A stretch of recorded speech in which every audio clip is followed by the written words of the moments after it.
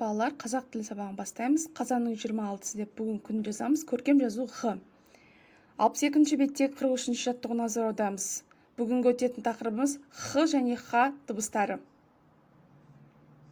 Қ, Х, Х дыбыстарына қатысты сөздерді көшіріп жазамыз. Сұрақтарына жауап береміз, балалар.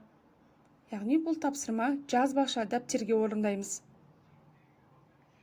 Келесі бір есімізге сақтайтын ол ереже. Х, Х қатаң дауыссыз дыбыстар. Х сөздің басында және ортасында кездеседі. Хан, саясат.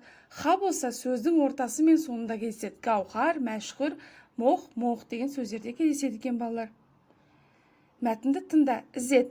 Сабира әже немересіне Хадишамен көшеде келе жатқан. Алдарынан бір жас жігіт шыға келді. Сабира әжей оны күтіп тұрды. Әже, өте беріңіз, деді жігіт.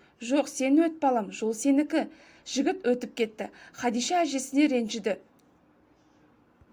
Өзінен кіші жігітке жол берген несі? Әйел адам ер кісінің жолын кесіп өтпес болар, қызым. Ата-бабадан қалған салт солай, деді әжей, немересінің ойын сезгендей. Хадиша ойланып қалды. Енді балалар мәтін бойынша жұмыс жасайық. Мәтін неліктен ізет деп аталған деп ойлайсыңдар? Өз ойларыңды айт. Өзіңнен өлген адамдағы жол берген кездерің болды ма? Ауызша жауап беріп көр.